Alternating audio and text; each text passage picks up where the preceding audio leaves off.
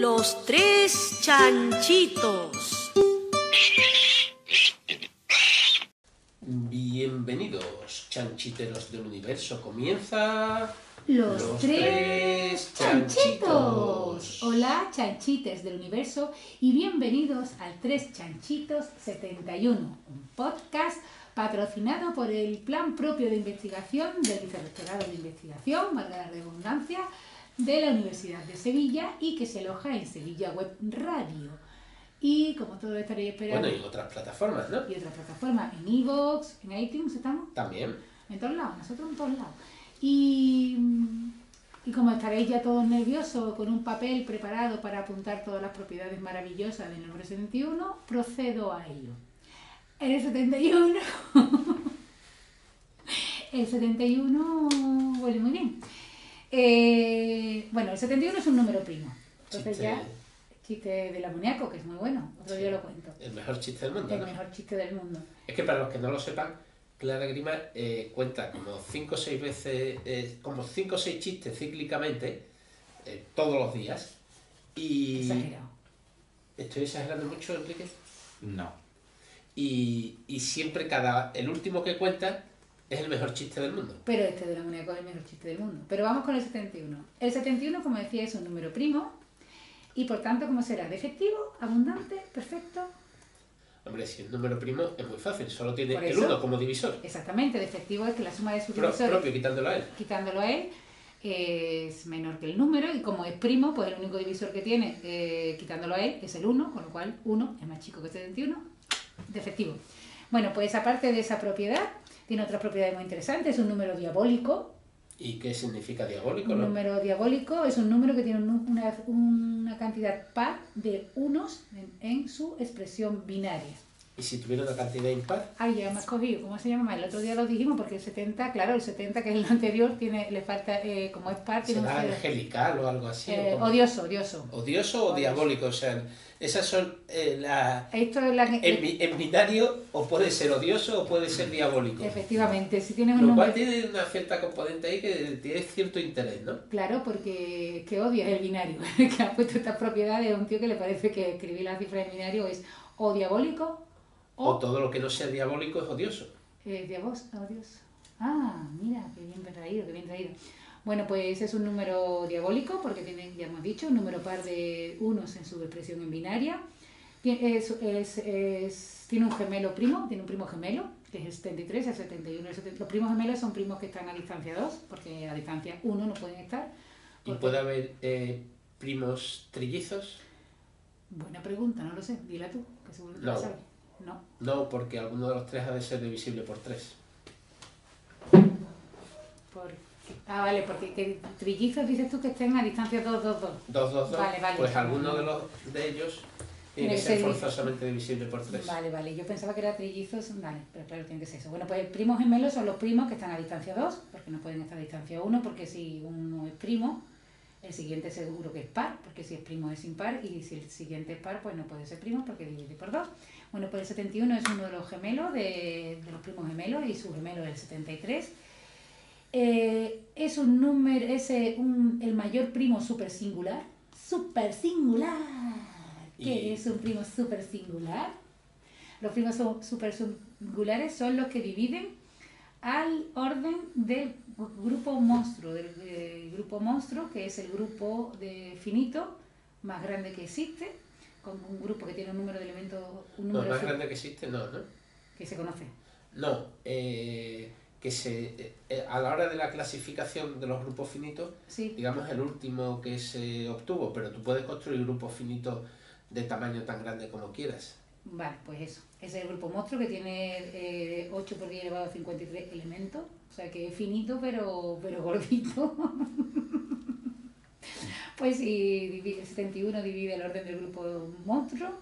También es el único número de 2 cifras que... Por lo tanto, el número de primos supersingulares es finito. Efectivamente, porque te estoy diciendo el 71 es más grande. También es el único número de 2 cifras que cumple que, agárrate, atácate los garapos, que n elevado a n menos n factorial partido por n es primo. Y tú dirás, ¿y a quién se le ha ocurrido eso? Pues ni idea, pero lo he encontrado. Alguien se dedica a ver cuál es El número de dos cifras, ¿qué número de dos cifras y supongo que de más cifras verifica que el seno, o sea, 71 elevado a 71 menos 71 factorial partido por 71, eso es primo. Muérete. Maravilla. Y también es un número de Google. ¿Y qué es un número de Google? Pues es un número de Google, es que es el primer número de dos cifras, porque el 71 tiene dos cifras, significa que 71 es el primer primo que aparece que aparece de forma consecutiva, o sea, el 7 y el 1, en la expresión decimal del número del número de Euler, que es 2,731, no sé qué. 271, 82, 271, 81. exactamente. Pues el 71 es el primer primo de dos cifras que aparece de forma consecutiva en la expresión decimal de él, y por eso se le dice que es un número de Google, porque tiene, tú sabes la historia, ¿no, Alberto? Sí, bueno, procede de uno de los anuncios para contratar personal de Google, ¿no? Entonces creo recordar que Google puso un anuncio diciendo algo así como teclea el primer primo de 10 dígitos que aparecen de forma consecutiva en la expresión decimal de e.com. Y ahí tenía Y ahí tenías la oferta de trabajo y te daban más instrucciones y demás, ¿no? Entonces, claro, tenías que saber programar cómo encontrar un número primo de 10 cifras que aparecieran consecutivas en la expresión decimal de él. Y entonces a los primos que aparecen de forma que se pueden encontrar en la expresión decimal de él, cifras consecutivas, son lo que se le llaman números de Google. Por ejemplo, el 2 es un número de Google porque es un primo de Google, porque aparece en la expresión de E, es el primero. Pero es la parte entera. Bueno, vale, pero bueno, si quieres depende de qué definas. Si no sería el 7. Vale. ¿Vale? Pero vamos a meter el 2 también. Como tú bien dices, el 71 sería el primero de dos cifras. De tres cifras sería el 271, que también es prima, etcétera. Y entonces, pues lo que pedía Google en su día era un primo de 10 cifras que apareciera en esa expresión decimal, lo cual a mano es muy complicado y tenías que desarrollar un pequeño programa que tampoco es tan complejo que te permitiera hallar eso. Pues nada, me parece una forma muy original de... Bueno, y el hecho de encontrar el número de Google, número 10, y entrar en la página ya te aseguraba el trabajo, ¿no? No te aseguraba la entrevista. Era una condición necesaria, sí, pero no suficiente. Bueno, Google ha hecho muchas cosas de esas, poner anuncios donde tienes que resolver un problema para poder acceder, anuncios para contratar personal. No es el único ejemplo que hay, ¿eh? Pues es chulísimo. Y bueno, y nada más. Bueno, es el número atómico del lutecio. Y... ¿qué sabéis del lutecio? Como no se me ocurrió ningún chiste. Lutecio era... Lutecio era, te lo voy a decir yo, mira. Porque para eso he tenido dos niños en 2002 y 2004. Lutecio, el profesor Lutecio, era un personaje de los Lunis, que era el científico de los Lunis, que era muy así, un científico despistado, así, cayendo en todos los tópicos, pero que siempre estaba discutiendo con la bruja, con Lubina, porque claro, él era un científico y reivindicaba siempre el pensamiento científico frente a la brujería y a la magia de Lubina. Y entonces, pues, una vez Lubina se enfadó con él, es que Los Lunis es una serie que es muy chula, y le cantó la canción de a veces si nos enfadamos, decimos lo que no pensamos, después cuando nos arrepentimos, no importa decir que lo sentimos. Pues nada, dejo esa letra que me gusta mucho. Bueno, pero igual el nombre no se lo han puesto por los Lunis, ¿no? ¿Perdón? Que el nombre al elemento químico igual no se lo pusieron por los Lunis. Ah, nada, pero yo cuando he visto que era el que número de Lutecio me ha entrado mucha morriña de a mí cuando me veía recuerda más a Asterix. ¿Qué? ¿El nombre? Claro, porque Lutecia era el nombre de Francia o París o lo que sea y tal, y eso, y entonces siempre estaban con el tema ese también, ¿no? Salía muchas veces eso en Asterix. Pues yo como me cascaba todos los episodios de los Lunis, que me gustaban mucho, y que Lutecio era uno de mis personajes favoritos, pues cuando le digo, ¡ay, Lutecio! ¡Qué bonito el profesor Lutecio! Bueno. Pues nada, todo el mundo ve los Lunis. Y nada, yo creo que ya no hay nada más que decir del 71. Ah, bueno, sí. En el siglo pasado, en el 71 del siglo pasado, nació una de las personas más relevantes del mundo mundial, una gran matemática, muy simpática, que luego le dieron un montón de premios. y En que hoy fin, está que con te- un pavazo. Que tenga- Que sí, que nací yo en el 71. Acordarse, si me queréis acordarse de felicitarme en enero. Venga, vamos a empezar el programa, que me enrollo. Bueno, en enero nos tienen que felicitar los 3 A los chanchitos. tres chanchitos cumplimos en enero. Deberíamos hacer un 3 chanchitos especial Happy Birthday chanchito to you. Como se nos ha pasado este año, desafortunadamente. Pero es que tú te vas a no sé dónde. Ah, sí, bueno, pues no lo digo porque voy a hablar del tema ahora. Venga, pues vamos a empezar el programa. Dame paso porque según nuestra reunión de guiones que hemos mantenido durante 3 horas consecutivas, soy yo la primera que habla.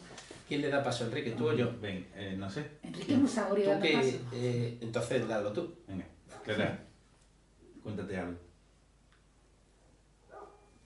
Bueno, después de esta presentación tan maravillosa de aquí de Enrique, que me quiere tanto y que me presenta con esta pasión, como habréis identificado, este Cochinitos no lo he hecho yo, sino que lo viene desde muy lejos, viene desde el DF, desde el Distrito Federal, de Ciudad de México. Ciudad de México. Estaba pensando cómo se dice Ciudad de México.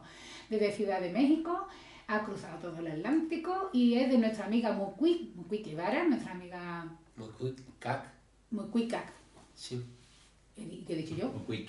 He dicho Mucuy Guevara, a ver, Mucuy, si me estás escuchando, yo siempre te llamo Mucuicac. Y luego todo el mundo me dice, eres la única persona del mundo mundial que llama a Mucuicac. Entonces, Pero no es Mucuic, ¿eh? O Mucuy o Mucuicac. Mucuicac. Así Vale. es, lo he dicho bien. Vale, ahora sí. Vale. Y entonces hoy, cuando iba a presentar tus cochinitos de honor, he dicho, bueno, en vez de decir Mucuicac, que como yo la llamo siempre, que todo el mundo dice que nadie te conoce como Mucuicac, voy a decir Mucuic. Y dale con Mucuic, que no es Mucuic, acaba en Y, no en K. Mucuy. Mucuy. Bueno, Mucuica Mucuy. Guevara, desde una gran matemática, profesora de la UNAM, de la Universidad UNAM, que es Universidad Nacional Autónoma de México, perdón, que se me ha ido, y a la que le mandamos, es una chanchitera desde el primer día, y a la que le mandamos un abrazo muy fuerte, porque últimamente está teniendo muy mala pata, y otra vez vino a Sevilla, tuvimos la suerte, el lujo de tenerla en Boulevard, y venía con la pata chula porque había tenido un esguince, había sido, Creo ¿no? que el león se dobló un tobillo. Y otra vez, pues sabemos que está otra vez con la pata tiesa, así que Mucuy. Me encanta, hay una foto, simplemente la voy a comentar. Hay una foto que publicó ella misma, o sea que se ve que no los mató, ¿no? Y entonces se ve a ella en la ambulancia intentando bajarse con una cara de verdadero dolor, o sea, se ve que le estaba doliendo. Y las dos personas que le tenían que ayudar, su pareja y otro que no sé quién es, un amigo o lo que sea, pues lo que estaban es delante haciéndose un selfie Con los dedos de la U. mientras ella estaba intentando bajarse de la ambulancia. Lo primero es lo primero. Pero lo primero es lo primero y me parece genial, vamos. Pues nada, empezamos. ¿Sí? ¿Empiezas? Pues Tengo que empezar, claro. mi tema, Bueno, muchos besos, Mucuy. muchos besitos, cuídate la pata, Mosca. que vamos a hacer un programa padrísimo en tu honor para que lo escuches con tu la pata tiesa. Bueno, pues yo venía a hablar de un tema que no tiene ya ninguna gracia, vamos a cambiar el tono, y tiene que ver con lo que hemos dicho, que en enero cumplimos los chanchitos y que yo no estaré aquí para... No, solo me pierdo un cumpleaños, el de Enrique. Pues da igual, vamos a...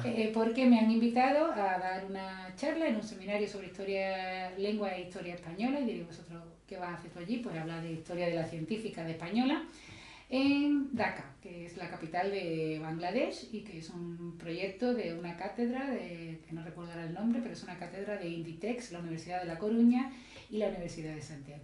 Bueno, pues cuando me invitaron me hizo mucha ilusión, como podéis comprender, y efectivamente, evidentemente, he aceptado. Y ahora al ponerme a mirar sobre Bangladesh, debo confesar que no conocía o no me sonaba una crisis humanitaria que está surgiendo. Bueno, en realidad es una crisis humanitaria que viene de Birmania, pero cuyos refugiados están en Bangladesh. Y entonces he decidido que hoy voy a hablar de los rohingyas, que son la etnia musulmana, el grupo étnico musulmán, que está sufriendo estos ataques inhumanos por parte del gobierno y el ejército birmano, y que están hacinándose en campos de concentración. Bueno, creo que Birmania se llama Birmania ahora. Se llama Myanmar. Myanmar. Bueno, pero la gente seguro que le suena más a Birmania que a Myanmar. Objetivo de España. Exactamente. Bueno, pues como decía, los rohingyas son un grupo musulmán que están en una región que se llama Rakhine, que está en Birmania Occidental, que está pegada ya o muy cerca de la frontera con Bangladesh. Y según amnistías que tienen un problema allí de, ¿cómo se llama?, de apartheid desde 1978, porque los rohingya, estos musulmanes, rohingya, no sé cómo se dice, creo que es rohingya, este grupo étnico musulmán pues se oponía a un estado budista en Birmania. En realidad en Birmania hay que decir que tengo por aquí los datos, estoy mirando, el 89% de los birmanos son budistas, de los 5,5 millones, y musulmanes solo un 6%. Entonces, bueno, sin embargo, en Bangladesh la población musulmana debe ser muy alta, ¿no? exactamente. Esto, según cuentan los rohingya, claro, porque aquí hay dos versiones de la historia. Los rohingya dicen que ellos están allí desde el siglo VIII, que están asentados allí. Pero es que me da igual, ¿eh? Desde cuando estén. A mí me da igual, son personas humanas.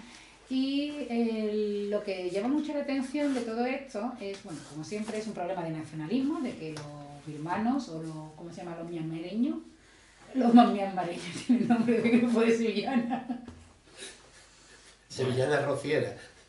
¿No decías que era el tema serio, Clarita? Es que me he imaginado a 4 budistas que han vestido de naranja. Hombre, cuando vienen aquí dicen... Dame tu querer, dame tu querer. Bueno, no precisamente dan su querer, ¿no? No. Pues el líder, o sea, todo esto, perdón. Nada. Desde 1968 la comunidad rohingya tiene problemas se ha enfrentado a la comunidad budista en Birmania porque no quieren aceptar un estado budista porque ellos son musulmanes.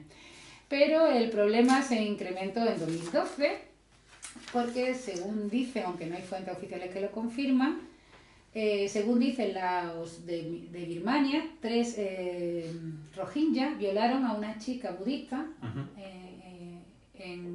allí en Rakhine, y luego, pero uno de ellos se suicidó cuando lo detuvieron y los otros los mataron, los condenaron a muerte y los mataron. No hay pruebas suficientes, parece ser, de que esto ocurriera. Lo que sí hay pruebas es de que luego los líderes budistas cogieron a 10 líderes musulmanes, lo arrastraron por la calle y delante de todo el mundo los molieron a palos. Y eso se quedó ahí, nadie hizo nada en Birmania, nadie juzgó a esta gente que murió a palos a 10 líderes musulmanes. El típico castigo budista, que como todos sabemos exactamente. una doctrina... Y eso es lo que me sorprende, porque siempre asociamos el budismo, bueno, aquí yo creo que aquí todo el mundo tiene claro, si nos escucha, cuál es nuestra posición frente a cualquier religión, que es religiones fuera, pero dentro de las religiones siempre, bueno, pues evidentemente la crueldad y la maldad de los cristianos pues tiene ya su Inquisición, y de los católicos y tal, está clara. Los musulmanes pues también, desgraciadamente también, muchas veces muy cerca, pero uno siempre piensa en los budistas que son así unos tipos gorditos, tranquilos y que no se meten en nada. Pero detrás de toda esta masacre, de toda esta limpieza étnica que se está produciendo con los rohingya en Birmania, bueno, que ahora, aunque ellos ya la mitad de los rohingya ya han pasado a Bangladesh y están en unas condiciones regulares también en Bangladesh, tiene que ver con un movimiento de monjes budistas, agárrate, atácate los harapos, que se llama el movimiento 969. 9, os lo tengo aquí apuntado, es un movimiento contra la expansión del Islam, que 9 viene de los 9 atributos de Mahoma no, de Buda, perdón, 6 de los atributos de sus enseñanzas, y 9 también de unos atributos que se le suponen a los monjes budistas. El 969, aprovechando, o sea, que acaba en 69 como el número del que hablamos aquí hace poco, pues esta gente hacen de todos menos el amor. Van a muerte contra toda la religión islámica. Y su líder es un señor así, que si tú buscas la foto es Ashin Widazu, que si tú miras la foto en Google, pues un señor así, blandito, de manita suave, de no haber pegado un palo al agua en su vida, y como muy guay, ¿no? Como que te da una imagen de paz. Si buscáis la foto veréis que es una foto de paz. El tío es un hijo puta. Vamos, de hecho, ya lo han... Por muy temprano que se levanta. Por muy temprano que se levante, es un hijo de puta, sanguinario, aunque posiblemente él no haya hecho nada nunca con sus manos, porque tiene manos de no haber tocado nada en su vida, más que la comida. Y que, bueno, no recuerdo si el Time o Independent lo llamaban la cara del terror budista. Él se autodenomina a sí mismo el Bin Laden budista. Él se llama a sí mismo el Bin Laden budista. Qué bonito. Y os recomiendo que, si queréis conocer al personaje en cuestión, a este monje de cara así dulce y relajada y tan bueno, que es un hijo puta, pues hay en 2013, en El País, se le dedicó un reportaje a él y le llamaban el general Azafrán.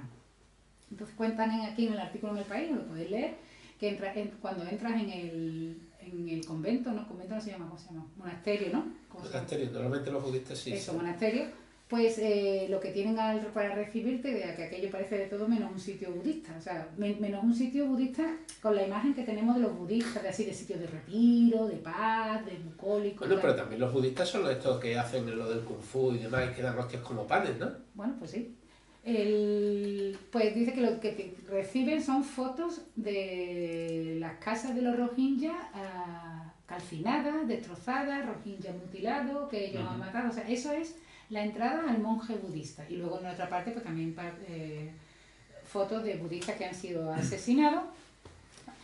Y la hipótesis de este hombre, o la tesis de este hombre, del general Azafrán, de Guirazu, es que tienen que matar a los musulmanes, que cágate por qué. Porque quieren, antes de 2100, se quieren quedar con todo Myanmar, con todo Birmania. Que ellos han decidido que tienen como un plan para dominar el mundo, pues un plan para dominar Birmania, y conseguir que en 2100 todo el mundo en Birmania sea ya musulmán. Budista, perdón. Gracias, Enrique. ¿Y qué hacen estos malos malísimos de los Rohingya según Guirazu para conseguirlo? Respirar. No. Compran a mujeres budistas, obligan, o sea, pagan por casarse con chicas budistas, las obligan a convertirse al Islam, y luego tienen, como ellos tienen además varias mujeres, pues engendran a un montón de hijos. Cada una de estas mujeres tiene un montón de hijos, y claro, el crecimiento exponencial, que se ve que el hijo puta el Guirazu lo tiene claro, dice que en 2100 pues que todo el mundo en Birmania que va a ser islamista, que va a ser, como son todos terroristas, según él, pues hay que matarlo. Entonces los están matando o los está echando del país, porque otro de los argumentos es que ellos no son birmanos, que son bengalíes. De hecho, nadie los llama Rohingya, sino allí, digamos, nadie de los budistas, sino de los que es. Nadie de los budistas les llama Rohingya, sino los llama bengalí para no aceptar que son birmanos. Pero entonces no me he enterado, porque el problema está en que los budistas dicen que los Rohingya quieren colonizar el país y convertirlo. Ah, es que lo había dicho al revés. Porque yo te corregí, te he dicho musulmanes, yo he dicho budistas y te he dicho gracias, y entonces lo hemos dicho al revés. Ah, vale, pues entonces lo repito. El monje budista el movimiento 969 liderado por el hijo puta piensa que los musulmanes quieren colonizar Birmania y crear un estado islámico en Birmania. Sí. Y para eso lo que hacen es comprar a mujeres, casarse con ellas. Pero que lo habíamos dicho. Vale. Bueno, pero ese argumento de los índices de natalidad muy altos es usado en muchos sitios, ¿eh? No es solo un patrimonio del monje o sea... Yo creo que en Sudáfrica también con los kafir es el nombre despectivo. Incluso en Estados Unidos se ha usado, porque decir que la población latina y demás pues tenían unos índices de natalidad más altos, y que entonces pues que iban a ser una mayoría del país en no sé qué cuántos años, vamos.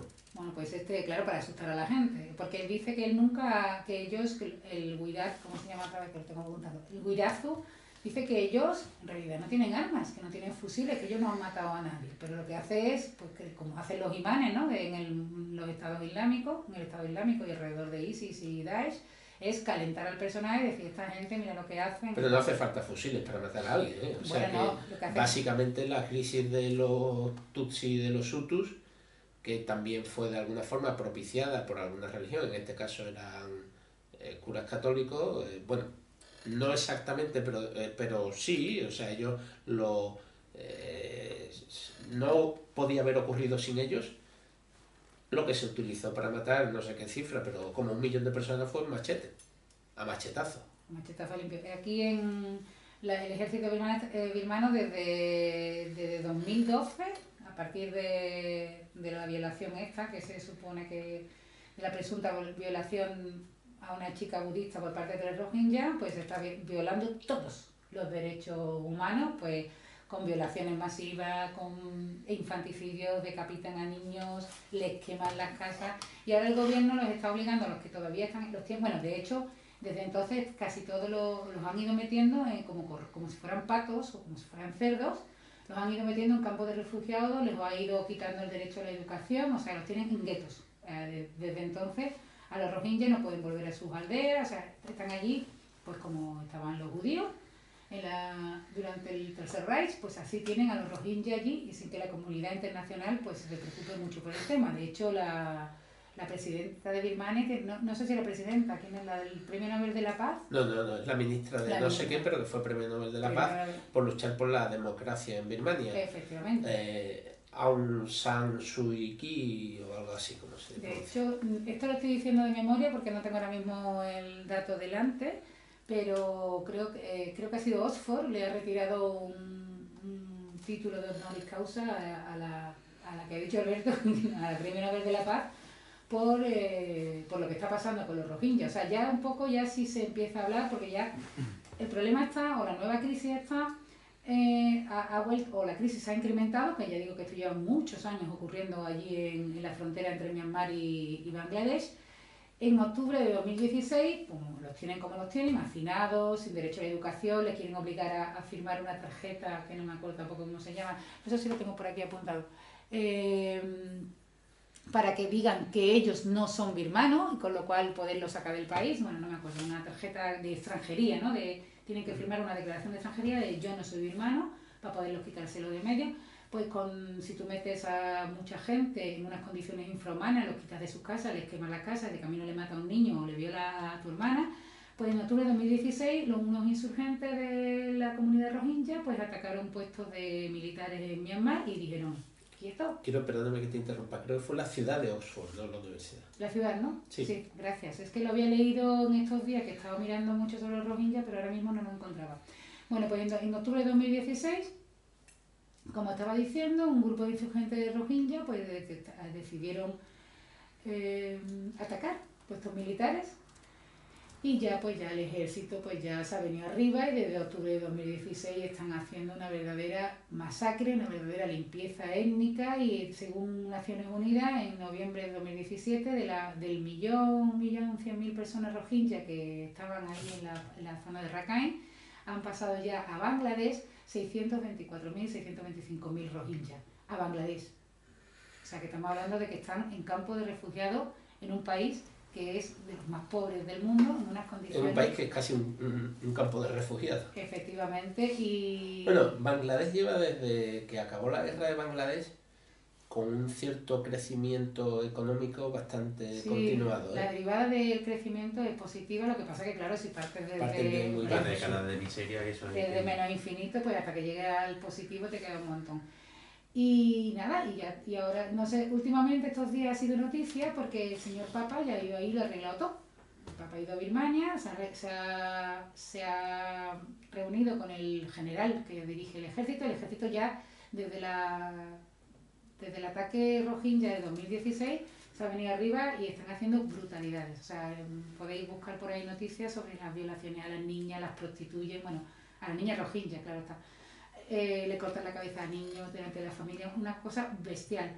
Pues el Papa, que todo arregla siempre igual, pues ha ido a Birmania, se ha reunido con el general y luego había muchas críticas en Twitter, yo estuve siguiéndolo en Twitter porque el Papa no había mencionado en ningún momento la palabra rohingya ni la crisis de los rohingya en sus discursos en Birmania, con la Premio Nobel de la Paz por allí dando vueltas.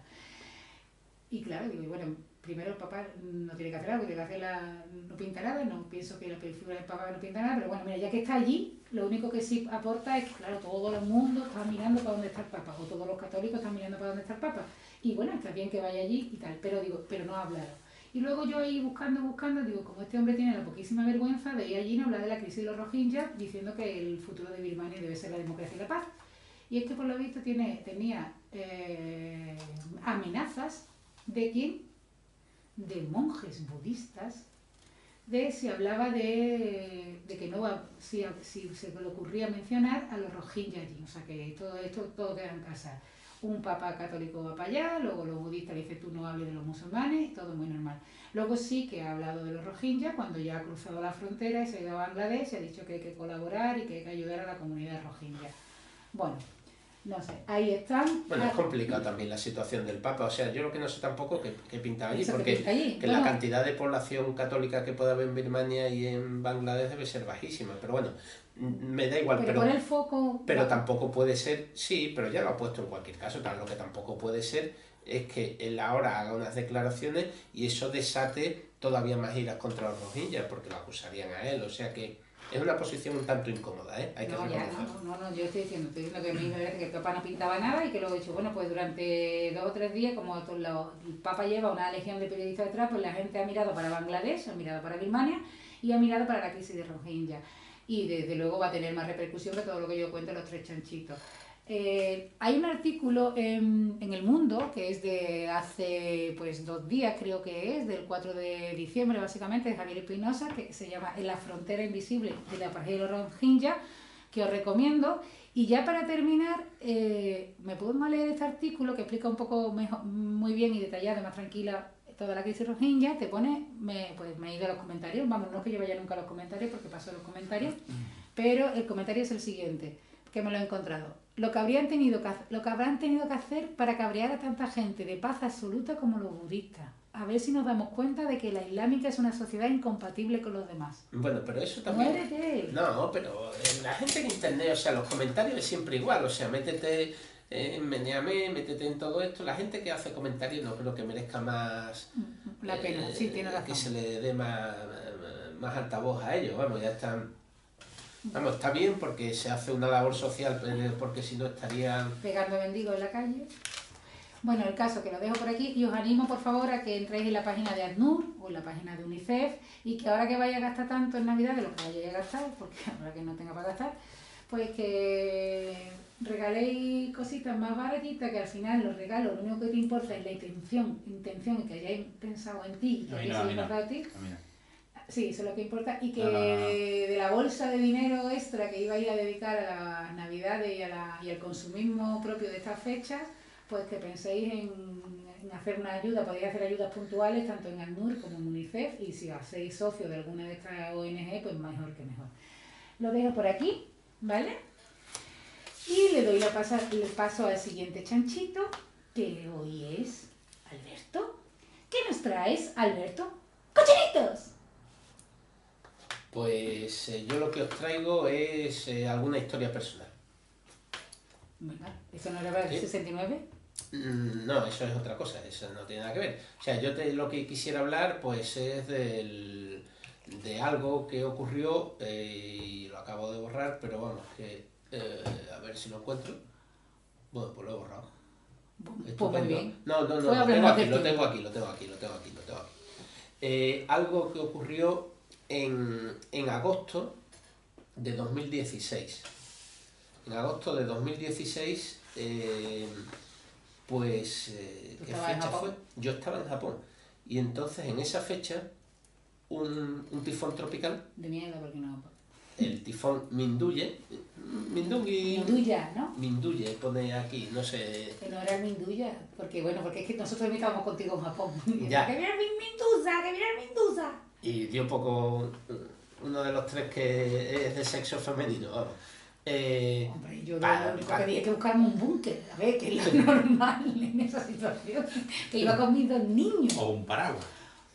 Pues la verdad es que sí, porque ni llovió ni nada. Bueno, sí llovió. Bueno, pero ese día, pues, el tifón dio contra Tokio y estábamos allí. Y entonces, evidentemente, yo me acordé de otra fecha, del 2004, en octubre de 2004, creo que fue el 9 de octubre, en donde yo asistí a mi primer tifón, que fue el tifón Maon. Eso también es... Aquel fue bastante gordo, el Maon sí que fue bastante gordo, o sea, yo recuerdo, estábamos en un congreso y entonces no dijeron nada. Claro, en aquella época internet estaba bastante menos desarrollado y tal y eso, ¿no? ¿Eso fue en qué año has dicho? 2002. 2004. Sí. 2004, sí, me acuerdo porque me dejaste en tierra. Sí. 2004. Y entonces, pues lo que hicieron los japoneses fue un sábado por la tarde, pero había jornada del congreso el sábado por la tarde, y entonces pues llamaron un montón de taxis, había un montón de taxis en la puerta de la universidad, y decían, prácticamente todos los extranjeros estábamos alojados en el mismo hotel. Los extranjeros que se monten de 4 en 4 en los taxis estos, y que se les lleva al hotel, que ya saben la dirección. Los taxis compañitos. Exactamente, los taxis esos blancos, con los tipos con los guantes blancos y sus pañitos como de crochet. De la Tita María. Qué bonito son. Y entonces, pues, y los japoneses se iban a la estación de metro más cercana para refugiarse allí. Nos llevaron al hotel Ahí estábamos, pues, mis amigos Jorge Urrutia, Ferran Hurtado y yo, y dijimos, oye, pues vámonos a ver esto, porque las habitaciones del hotel tenían unas ventanas muy pequeñas, no se veía nada por fuera. Vámonos para afuera y había un Starbucks Coffee justo enfrente del hotel. Que es japonés todo. Sí, y pues sí, pues porque vayas por donde vayas en Tokio y un Starbucks Coffee. Y entonces pues nos fuimos allí, que eso sí tenía unas cristaleras muy grandes y empezamos a ver llover. Entonces, un momento dado se puso a llover ya horizontal. Qué chulo. Y entonces, claro, los empleados del Starbucks Coffee, que sí que eran muy japoneses, pues nos miraban como diciendo, estos ganchis, a ver cuándo demonios se van a su puto hotel o lo que sea, para poder cerrar el chiringuito, ¿no? Pero allí estaban los tíos, venga, dar reverencia y venga, no sé qué, y ya vimos que había un momento dado acá que ellos se ponían muy serios y nos encerramos en el hotel. Que por cierto, mi amigo Ferran, yo le mandé una página web donde se podía seguir la trayectoria del tifón y demás, y él me mandó un tesoro incalculable, que es una página web donde venía, sigue existiendo, pero bueno, no está mantenido, ¿no? Todas las aguas que se vendían en España que no habían sido analizadas por el laboratorio del doctor Oliver Rodés. El otro día se la puse una chica en Twitter porque puso una foto y dice, ¿existe algún agua que no esté analizada por el doctor Oliver Rodés? Y digo, mira, hay una página, la busqué, digo, hay una página. Sí, pero no está nada actualizada, pero bueno, pero era una página curiosa, eran unos cuantos amigos que mantenían esa página. Bueno, ese es el caso. Entonces... ¿Ese se llamaba, perdona, que has dicho? Mahón. Vale. Se llamaba Mahón. Buen queso. Sí, la idea está entonces que me llamó la atención, no sé por qué, hace pocas fechas, porque alguien hizo un comentario, que ahora diré sobre ese comentario, de cómo se ponen los nombres de los ciclones, y por qué, o los de las tormentas tropicales y demás, ¿no? Y la idea está, bueno, y voy a comentar un poco de cómo se hace eso, porque no deja de ser curioso, bueno, al menos a mí me llama la atención cómo se ponen los nombres de las tormentas tropicales. Bueno, en principio las tormentas tropicales, ¿por qué se le ponen nombre? Esa es la primera. Y es por cuestión de comunicación.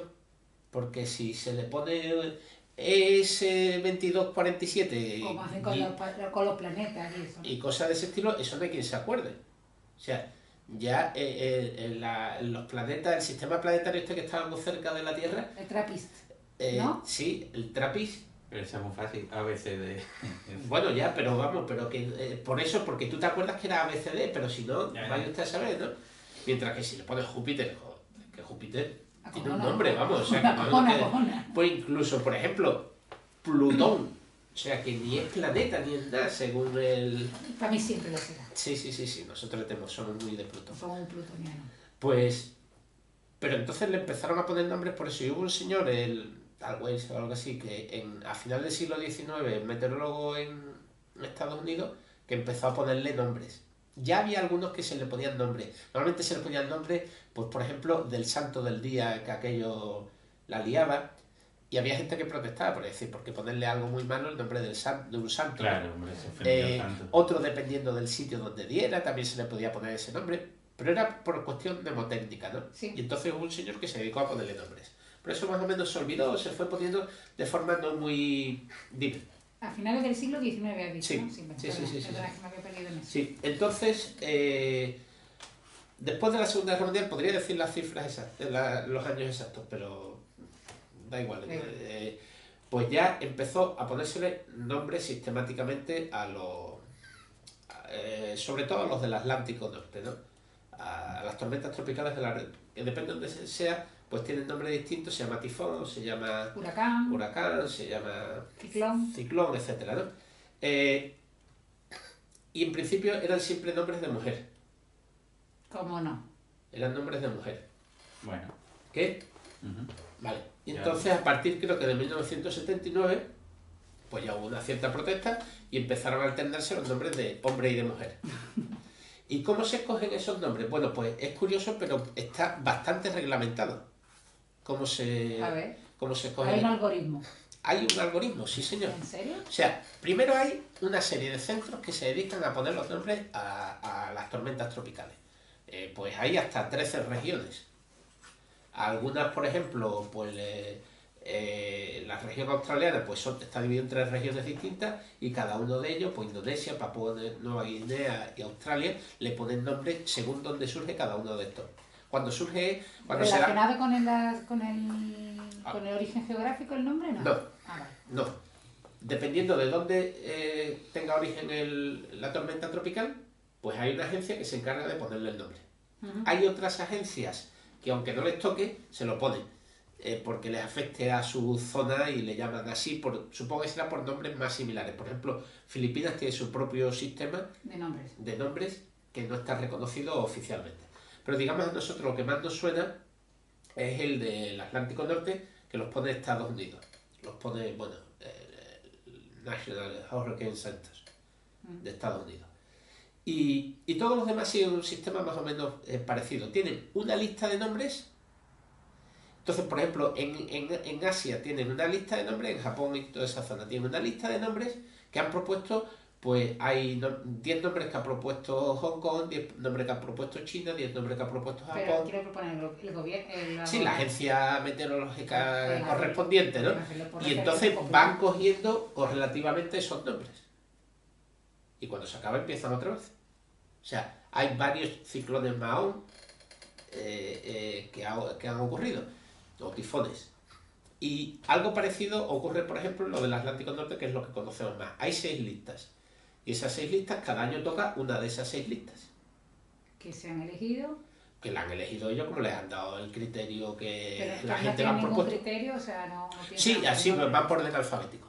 No, quiero decir, a mí me dicen, pon un nombre a un tifón, a un huracán, a una tormenta. Son nombres nombres propios de... Y tienen que ser nombres propios. No le puedo decir, pues yo quiero que se llame... No, sí, en el Pacífico. Azafrán. Mis tetas. En el Pacífico sí. Mahón, por ejemplo, es el nombre de una montaña que está en Hong Kong. Una montaña, Montecillo o lo que sea, que está en Hong Kong. Pero que hay una regla, es decir, a ver si puedo hacer bien la pregunta porque no me estoy explicando yo, ¿eh? Yo puedo ponerle, tiene que ser un nombre o topográfico o de persona, no puedo decir, quiero que se llame Azafrán. Depende de la región, cada región tiene sus normas. Son relativamente distintas. En el Atlántico Norte son todos nombres de personas. O perro. ¿Vale? O perro. Bueno, Vale. Entonces hay 6 listas y se van tirando de esas 6 listas. La mayoría de los nombres son anglosajones, pero algunos no lo son. Por ejemplo, Alberto, o Enrique. ¿También hay un huracán Enrique? Sí, hay. Lo que no hay, huracán Clarita no lo hay. Bueno, pero yo soy el torbellino rojo. Sí, exactamente. Quiero decir, no existe ese nombre como asociado a un huracán. A una tormenta tropical. Y lo que sí pasa es que cualquiera de las agencias puede decidir cada año retirar algún nombre porque haya sido haya causado muchos daños y demás. Katrina, por ejemplo. Por ejemplo. Estará retirado, ¿no? Y sí. Y hay, claro, entonces surge la cosa porque alguien dice, bueno, hasta el año 79 todos eran nombres femeninos, por lo tanto es normal, pero desde el año 79 la mayoría de los... Ha habido gente que dice que la mayoría de los huracanes estos que han causado muchos daños tenían nombre de mujer, cuando se van alternando. Entonces, claro, hay toda una... Pero claro, hay una cosa muy sencilla como que toda la magia y toda la poder. Decir, bueno, ¿será verdad que los huracanes más dañinos tienen nombre de mujer? Bueno, yo he partido de un supuesto, que es que los huracanes más dañinos son los que se han retirado su nombre. ¿Vale? Vale. Y hay más nombres masculinos retirados que nombres femeninos. Entonces, ¿por qué dicen eso? Por una chorrada, por una, no sé qué, vale, un sesgo pues de algo. Porque el sesgo de confirmación, porque ahora viene un huracán que se llama José Antonio, viene el huracán José Antonio. ¿Cómo se llaman en el Atlántico Norte? Huracanes, ¿no? Sí. Huracanes. El huracán José Antonio, atento, no José Antonio. ¿Cómo? El huracán José Antonio viene y... Es el huracán presente. ¡Qué cobarde! Que viene el huracán José Antonio y se lleva por delante, yo que sé, Alabama. Y entonces nadie dice nada porque Claro, se va porque a a quién le Alabama. importa, es como si se lleva... Es que es Alabama, También es verdad. También Es que llega José Antonio Alabama y dice, yo me voy de aquí porque... no es lo aquí mismo no que hay si nada se llevara, yo qué sé, Nueva Orleans. Bueno, pues yo qué sé, se llama Alabama. Y ahora viene una crisis, no sé qué, bueno, nunca... Bueno, lo de Nueva Orleans fue muy serio aquello, Hombre, porque claro. se organizó, o sea, una ciudad del tamaño de Nueva Orleans quedó casi Y- destruida entera, Y no re- Por suerte, el dirigente político que estaba al cargo de todo eso, ya no está como dirigente político, ¿no? No es como si aquí, por ejemplo, yo qué sé, el equivalente aquí no ha habido grandes tormentas, pero Prestige. imagina, exactamente, pues el Prestige, creo que el dirigente político que llevaba aquello y que estaba a cargo, le han dado un pequeño carguito ahora, ¿no? Sí, sí, sí. El de la plastilina, no, el de los Sí, hilillos. hilillos de Un plastilina. cargo donde no moleste. Un cargón de molesta, así solo de presidente de gobierno, ¿no? O sea que no es... Bueno, me voy a callar. Pero mi tesis es, si viene, ¿cómo le he llamado yo? José Antonio. Presente. José Antonio se lleva a Alabama y tal, y la lía muy parda como el Katrina. Pues no pasa nada, pero sí que pasa y tal, no sé cuánto, pero qué mal. Y al año siguiente o otro año viene el huracán que se llama Rosamari y se lleva por delante Arkansas, que también tampoco pasa nada si se lleva por delante Arkansas. Un saludo a todos mis amigos de Arkansas, que tengo por lo menos 4. Bueno, En pues. Little Rock, se lleva por delante Little Rock y todo Arkansas, y entonces dicen, ¿ves? Como era el nombre de mujer, se ha llevado todo Arkansas por delante. Eso se llama sesgo de confirmación. Exactamente, sí. ¿Y si se lleva a Toronto por delante, cómo se dice? Pues Toronto entero. Se ha llevado todo Toronto entero. Eso sería el Manolo Escobar. Claro. ¿Quién cantaba Toronto entero? Por Sí, ahí. Manolo Escobar. Manolo Claro, Escobar. sí. Sí, a mí la verdad, el huracán. El pobre Manolo Escobar. El huracán Manolo Escobar se ha llevado por delante a Toronto. Toronto, No te sale. Toronto, No, Toronto entero. Bueno, Bueno, venga, te dejamos que siga Alberto. No, bueno, no, eso era lo principal que quería decir. O sea, bueno, también que si se acabaran, pues se pueden usar después letras griegas. En la mayoría de los casos se hace eso, usar alguna letra y tal, porque las listas son... Pero ¿cómo se van a acabar los nombres de personas y cosas? Y de... Porque es una lista finita que tiene... cada año tiene tantos Ah, elementos. vale, imagínate O sea, el 2017, pues Arlene, Brett, Cindy, Dawn, Emily, Franklin, Gert, Harvey, Irma, José, Katia, Lee, María, Nate, Ofelia, Philip, Rina, Sean, Tammy, Vince, Whitney. Y 2018 uno empieza por Alberto. El primer huracán que haya en 2018 se va a llamar Alberto. Alberto. Y hay otro que se llama Ernesto, otro que se llama Rafael. Rafael, eso llegará. Qué Rafael. fantástica noche. No. ¡Escándalo! Eso. ¡Es un escándalo! Entraba diciendo escándalo. Pero que digo yo, que tienen que no está pendiente bueno, sí está pendiente, pero no me he dado cuenta, perdón. Cuando he dicho la lista, es uno por cada letra del alfabeto. Sí. Y no pueden hacer dos, quiero decir. No, pero han hecho uno. El Antonia y el Andrés. Bueno, eso La es Bernarda lo que hacen, y el lo Blas. que hacen en la zona de Japón es eso, o sea, tienen una lista en no sé cuántos países, cada uno han propuesto 10 nombres y empiezan por el primero y cuando se acabe otra vez empiezan con el primero. Ah, vale. Y aquí en Estados Unidos, si se les acaba la lista, cogen letras. Cogen letras griegas. Ellos son así. Y Brasil hace otro sistema, y en el este del Pacífico, que también los hay, pues hay en el oeste es donde está, o sea, en los que conocemos es donde está Alberto, pero en el este, el Pacífico este, está Enrique, es uno de ellos, creo. Sí, Enrique, en el 2021 El primer huracán que hay en el 2021 se son Andrés, Blanca, Carlos, Dolores, Enrique, Felicia, Guillermo, Hilda, Ignacio, Jimena, Kevin, Linda, Martín, Nora, Olaf, Pamela, Rick, Sandra, Torre, Vivian, Waldo, Shina, George y Zelda. Bueno, pues ya lo sabes. Zelda. Zelda. Como en el videojuego. ¿Zelda es un videojuego? Sí, Zelda. No lo Y en el 2022 se acabará la lista y empiezan otra vez con la primera lista.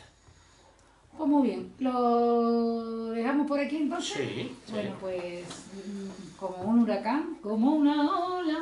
No voy a cantar, que eso no me sale, que esa es de la más grande y la más grande no se canta de ahí.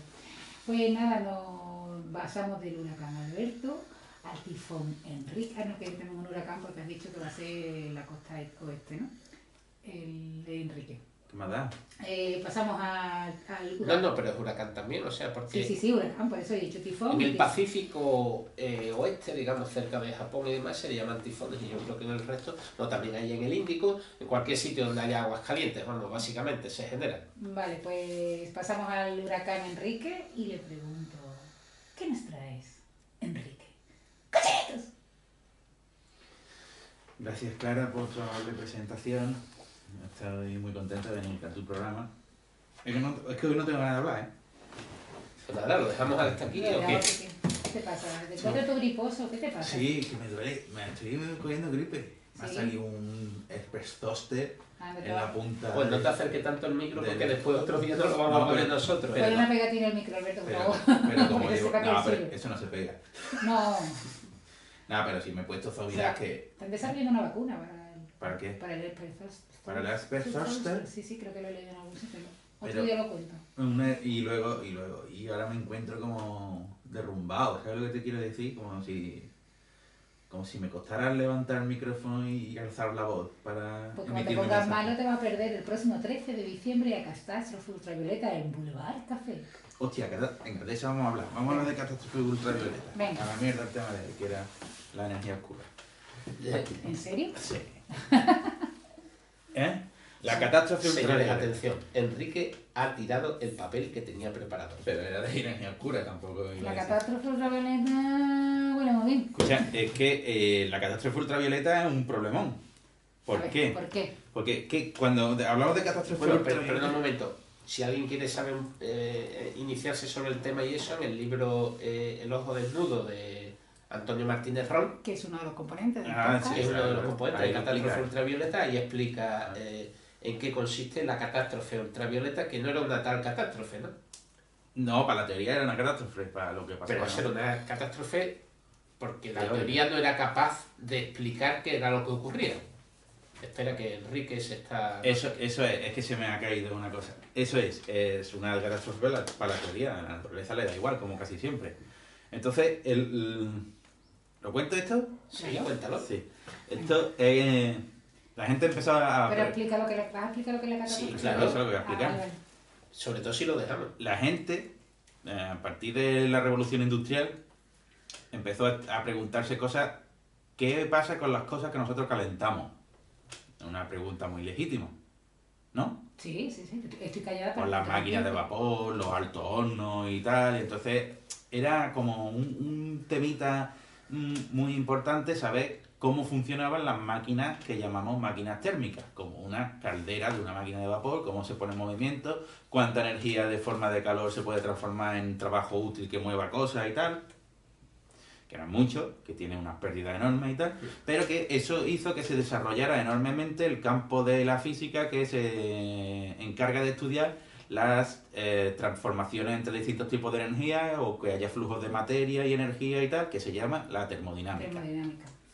La termodinámica que podríamos decir aquí a abuela pluma, ¿no? Que es la mejor teoría física que tenemos, que eso es indeleble, es la teoría indeleble de la física. Pero ¿por qué es la mejor teoría física? Porque no depende de otra cosa nada más que de tres cuestiones que yo siempre he pensado que la termodinámica la debería de haber hecho mi madre. ¿Por qué? Pues yo le decía, mamá, ¿puedo comprarme una moto? Y dice, no. Mamá, ¿puedo llegar hoy a las 3 de la mañana? Y me decía, no. Y mamá, ¿me puedo drogar? Y me decía, no. Por ejemplo, ¿no? Mi madre solo negaba. ¿Y eso qué tiene que ver? La termodinámica es una teoría física que se basa en tres negaciones. Esa es así. La energía no se gasta, se Vale. transforma, ¿Se transforma? que se puede traducir, la energía se conserva. Sí. La entropía no disminuye, o que se puede transformar en no puedes construir una máquina que funcione gratis. Bueno, vamos a ver, eso es relativamente, ¿no? O sea, en principio podría mover... O sea, que no disminuyendo quiere decir que aumente. Sí, la entropía siempre está aumentando, ¿no? Bueno, depende. Pero no es lo mismo, no dice eso al principio, ¿no?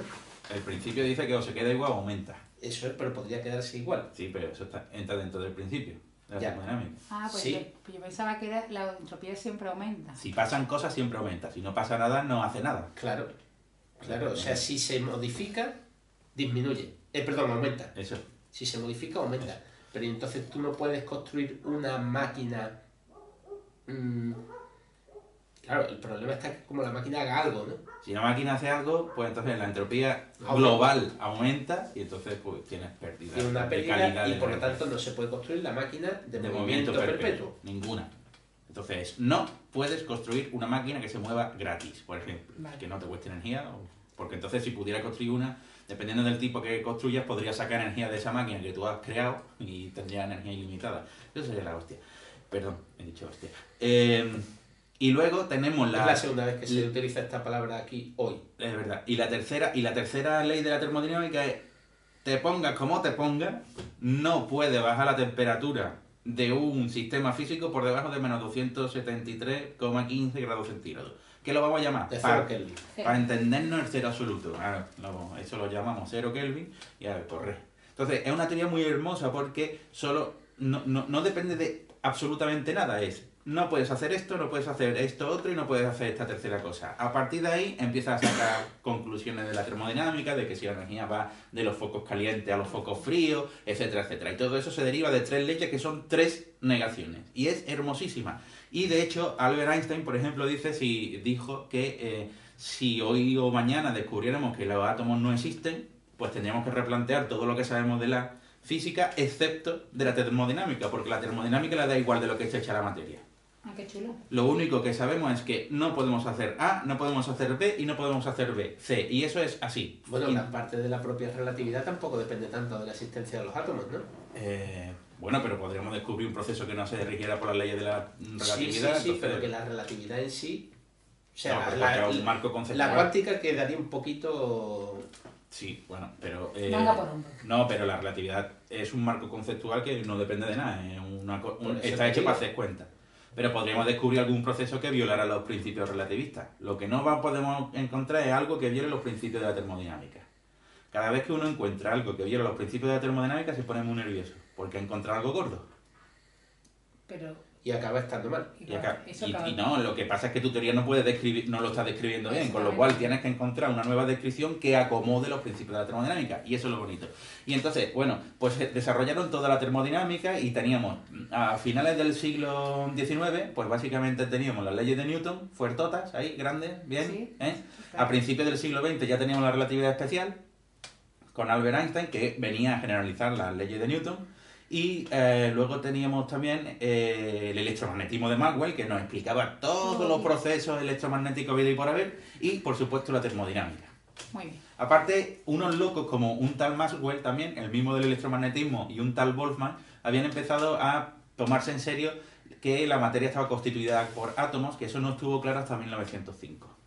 En 1905 Albert Einstein dio un argumento que dijo: y la materia tiene que estar conformada por átomos sí o sí, porque Sí, no me salen las cuentas. por el movimiento browniano, básicamente. Sí. Pero aparte de eso había muchísimas otras indicaciones y evidencias de que los átomos existían. Pero había una lucha filosófica sobre si los átomos existían o no.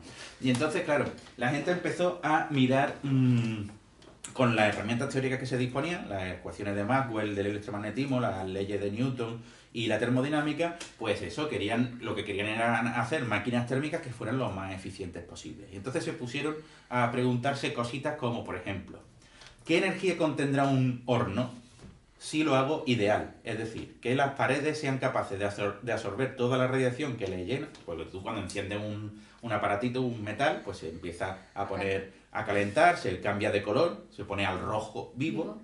Y eso significa que empieza a emitir radiación electromagnética y entonces la radiación electromagnética se queda dentro de la cavidad del horno. ¿Sí? Que es una caja de Faraday. Claro, cuando esa radiación llega a la otra pared, pues si las paredes fueran perfectas, absorbería toda esa radiación y la volvería a emitir otra vez sin pérdida ninguna. Vale. Eso es un sistema ideal que no existe, pero que nos ayuda a empezar por ahí. Luego, cuando tengamos resuelto ese problema, vamos a ver cómo se modifica para acomodar hornos reales. Pero para ver qué energía había ahí. Y entonces el caso estaba en lo siguiente, y esto es muy bruto. Empezaron a estudiar eso y empezaron a estudiar luego otro problema. Y era que un tal Thomas Alva Edison había hecho una bombilla. Sí. Y la bombilla consistía en un filamento metálico que se le sometía a corriente eléctrica, tenía una resistencia muy alta, y ya sabéis que cuando pasa corriente por metales se ponen también al rojito, se calientan y entonces empiezan a emitir luz. Entonces uno de los problemas esenciales era, dijeron, queremos iluminar las ciudades con esta mierda, pero claro, necesitamos lámparas que den buena luz. Entonces los alemanes dijeron, pues vamos a poner aquí un instituto de investigación en Berlín que es el Technologique, no sé qué Institut von no sé quién, de un emperador, del emperador Maximiliano o alguno de estos. O Virgen, que tiene O muchas cosas. Von Wilhelm. Y entonces dijeron, vamos a poner de director un notas. ¿A quién? Max Planck, por ejemplo. Por ejemplo. ¿Por qué? Porque el tío sabe mucho de termodinámica y de estas cositas. Y además vamos a meter a uno que se llame Bian y Stefan y todos estos que se vengan para acá. Todos los que controlaban eso. Todos los que habían estado estudiando cositas del horno este que habíamos dicho. Pero no ideal. En el horno ideal empezaron a tener un problema, porque básicamente los dos problemas que estamos tratando, lo de que es cuánto se calienta un filamento para emitir, ellos lo que veían era que si se iba calentando, al principio el filamento se ponía amarillo, después se ponía rojo, o sea, primero rojo, después amarillo, después iba pasando, el amarillo se iba haciendo cada vez más claro, más claro, más claro, hasta que al final la luz salía azulada. Y dijeron, hostia, ¿esto por qué? ¿No? ¿Por qué? ¿Y por qué no? Fistro dio de Nord. Claro, y entonces dijeron, vamos a echar las cuentas. Vamos a echar las cuentas de lo que pasa en el horno. Si yo caliento las paredes del horno, también se van a poner primero amarillontas, Rojas. o rojas, luego amarillas y luego van a ir al azul. Vamos a ver cuánta energía es capaz de contener ese horno. Y entonces empezaron a echar las cuentas y dijeron, vamos a aplicar la radiación electromagnética, que es lo que te lleva el calorcito de una pared a otra y se absorbe y se eso. Y vamos a aplicar la termodinámica. Entonces echan unas cuentas y dicen, ¡hostia! ¿Qué pasa? ¿Qué pasa? Y dijeron, ¿qué pasa aquí? Pero Y en dijeron, alemán, todo esto en alemán. en alemán, fundamentalmente en alemán, que eran los que estaban invirtiendo ahí fuerte. Y... Scheiße, decían, Scheiße, que es mierda en alemán. Decían, Scheiße, y dice, Scheiße, ¿por qué, compadre? Y dice, hijo puta, que me ha salido infinito. Y, ¿cómo infinito? Sí, que la energía contenida en el cuerpo negro es infinita. ¡Hostia, copón, la que hemos liado! No se lo diga a nadie, pero ¿cómo no se lo voy a decir? Yo no tengo vergüenza para ocultar este resultado fundamental de la ciencia. Y entonces, claro, y luego echaron la misma cuenta para los filamentos y los filamentos deberían de literalmente emitir energía infinita. Eso quiere decir que tú encenderías una lamparita y a los 2 segundos te fulminaría una cantidad ingente de energía. Pero eso no pasa. Pero evidentemente eso no pasa. Porque Y entonces Menos dijeron... mal que echaron las cuentas después de inventar la bombilla. Después, Porque porque si si no, no lo no- hubieran inventado. Esto inventaron tú que Anda a mí ya. me... Y- Ánimo de la risa. Entra tú a la habitación y enciéndela tú, compadre, que no, entra tú, que eres más experimental. Yo soy teórico. Y entonces, calla, que llegan y entonces dicen, claro, porque la idea es, primero se pone rojo, después va el amarillo, después va el azulón, Después, ¿quién viene? y después viene el violeta y el Ultravioleta. ultravioleta. O sea que las cuentas te decían que la mayor parte de la energía te venían en frecuencia de la luz por encima del violeta, del ultravioleta. Y entonces dijeron, esto es una catástrofe mortal, digo, de nerd. Esto es la catástrofe ultravioleta. Pecador. Y dijo el plan, otra vez estoy haciendo el chiquito, y sí, plan, ¿qué te afeita? Y dijo por uno por detrás, ¿qué te afeita el mostacho? ¿Quién ha dicho eso? ¿Quién ha dicho eso? Y porque se ponía muy malo cuando se metían con el mostacho el plan. Y cuando hablaban como chiquitos. Y cuando hablaban como chiquito en alemán, que lo volvía loco, porque es un tío muy serio. Y de, ¿quién ha dicho lo del mostacho? Pecador, fisto de la pradera. Entonces, el Que plan... naciste después de Don Dolor. Y dijo el plan, hostia, pues esto lo voy a solucionar yo. Y entonces se puso ahí y digo, voy a aplicar las leyes de la termodinámica para entender esto, porque esto es que como sois todos medios gilipollas, perdón por la expresión, pero lo dijo Planck, y no tenéis ni idea de termodinámica, pero yo soy el crack de esto, pues lo voy a explicar. Y se tiró del orden de 10 años para explicarlo. Pero no le salía, porque siempre se le iba la energía infinita. Hasta que dijo, pues le voy a hacer caso al jodido loco del vienés, que es Ludwig Boltzmann, que ese tío había hecho lo siguiente. Dijo, Lleva una vida muy equilibrada, ¿no? sí, era muy equilibradito. Acabé suicidado, pero porque se equivocó. Sí.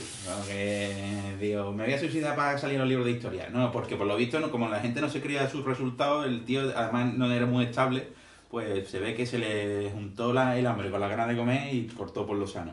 Pero básicamente, este señor dio una cuestión, y es que cuando uno intenta calcular la entropía a base de creer que la materia está conformada por átomos, y por cosas pequeñitas que están dentro de los sistemas, pues entonces la termodinámica calcula la entropía a lo bruto. Te dice, la entropía vale esto. ¡Pum! Y eso es, siguiendo la entropía es no. Tú tienes esas 3 leyes y de ahí se deriva. O sea, la termodinámica son las 3 leyes no, y luego te devuelve una entropía. Pero si las cosas están compuestas por átomos, Tú tienes que ser capaz de calcular la entropía a partir de los constituyentes elementales. Y dice nota, hostia, voy a calcularlo. Y empieza a calcular con las leyes de Newton y la energía y todo continuo y tal, y la entropía te sale infinita, teóricamente. Y dice el Boltzmann, no pasa nada. Voy a hacer un truco. Voy a decir que la energía está discretizada. ¿Por qué? Porque soy Boltzmann y estoy muy loco. Yo estoy muy loco, coño. Está discretizada. Y discretizó la energía. Y entonces haciendo las cuentas con la energía discretizada, porque al jodido Boltzmann le salió de la punta del Boltzmanncito, pues le salía la entropía finita y como te decía la termodinámica que era. Entonces digo, aquí está, muchachos, aquí he demostrado que la entropía es finita, pero solo si asumimos que los átomos tienen energía discreta y no sé qué, y ahí existen los átomos. Y le dijeron, que te acuestes, vienes de los cojones. Es que todavía hay gente que no se lo cree, ¿no? Sí, hombre, pero no se dedicaron a la física. Afortunadamente. Bueno. Y cogen... Cobran, ¿eh? Cobran. Sí, bueno, sí, bueno, algunos hay. Y entonces, claro, eso nadie se lo creía. Y el plan menos que nadie, porque decía, pero ¿cómo? ¿Eso cómo va a ser? Eso va en contra de todo lo que sabemos. Porque claro, como estaba rodeado de gente que hablaba como chiquito, al final plan acababa... Eso está mal, un pecador. Al final se le pegó. Sí, te iba a tomar un poco, ¿no? La energía continua, Fistrol, ¿no? Y decía, no. Y entonces... y entonces, en el momento culmen ya, cuando ya se la vio desesperada, y después de negar muchas veces el trabajo de Boltzmann, dice el plan... Que acabó suicidándose el pobre. Dice el plan, a ver si el jodido Barbas llevaba razón. Y entonces lo que él expresa en 1900, en diciembre de 1900, que se supone que es el nacimiento de la física cuántica, él lo que usa son las ideas de Boltzmann y dice, vamos a suponer, quietos, que en las paredes del horno ideal del cuerpo negro, más negro que el culo de un mandril o algo así, ¿no? Eso va con grillo. Eso va con grillo. Bueno, da igual, que en las paredes lo que tenemos son átomos y que los átomos solo pueden escupir o coger energía en forma discreta. Bueno, unas cantidades discretas significa que no puede tomar todos los valores, sino que toma unos cuantos valores concretos. Este valor de la que energía... veáis mi vídeo sobre física cuántica. Y entonces, ¿qué hace? ¿Qué hace? Nota. El nota es muy fuerte, porque echa las cuentas, echa las cuentas y saca la curva de distribución de energía que hay dentro de los hornos. A la perfección, la experimental, porque la experimental ya lo habían medido, lo que no se podía explicar teóricamente porque salía esa curva y no tiraba para infinito. Porque la teoría te decía que esa curva tenía que tirar para infinito, pero la curva esa hace una joroba, llega a un máximo y después decae otra vez. Y cuando el plan no se cree, sino que dice que esto como acto de desesperación, voy a usar lo que dice el Boltzmann. Y cuando lo usa y entra por el aror, dice, hostia, pues si la energía solo puede ir en paquetes discretos de valor h por la frecuencia de la radiación, donde h es una constante universal, que le voy a poner mi nombre, que como lo he inventado yo, se va a llamar constante de Planck. ¿Quién está Planck? ¿Él le puso el nombre? Sí. No, se lo pusieron los demás. Se lo pusieron los demás, pero tiene su nombre. Pero ojito, él le puso h, pequeña. Para que no le pusieran P de Planck. No, pero yo no sé por qué le puso h pequeña, pero a mí me consuela pensar que es porque lo que Boltzmann hizo para demostrar que la entropía era finita y que siempre crecía con sus argumentos es definir una cosa que se llama teorema H, pero mayúscula. Entonces era un homenaje... Creo yo, le puse un H minúscula. homenaje así... Pero yo soy un ser humano que se consuela con esas pequeñas historias que me invento yo, pero luego me las creo a rajatabla. Y entonces resulta que encontraron eso y entonces ahora la teoría que explica eso es la física cuántica, que empezó con problemas relacionados con hornos y bombillas y ahora nos explica la estructura del universo. Y con esto es todo lo que os quería contar. Oh, qué chulo te ha quedado. Muy chulo, te ha quedado muy bien. Te ha quedado muy chulo eso que está liposo. Vaya. Fíjate. Bueno, pues nada, Y me pica un huevo. Que es casi lo peor, que está incómodo todo el programa. Ya no estábamos grabando, ¿no? No, ya hemos dejado de grabar, tú tranquilo. Vale, pues me arranco. Creo que le va a dar algo. ¿Qué hago? ¿Acabo esto, Clara, o te mueres antes? No sé para dar al resto de la universidad de día, ¿no? A él también le picaron los huevos de vez en cuando. Bueno, a la parte masculina del rectorado, ¿no? No. Hemos tenido siempre el rector y nada más que el rector. Sí, en la Universidad Pablo de la Vida tuvo una rectora que murió, por cierto. Sí. Por lo menos más que habíamos dejado de grabar, ¿verdad? Venga, despídete. Y ahora hacemos como que despedimos, Sí. ¿vale? Aunque ya no esté grabado. Para otro día, para probarlo para otro día. Oye, no, despide, por favor, mandadnos vuestros cochinitos de honor a clara.grima@gmail.com. Bueno, y hasta aquí ha llegado Los tres chanchitos. Los tres chanchitos.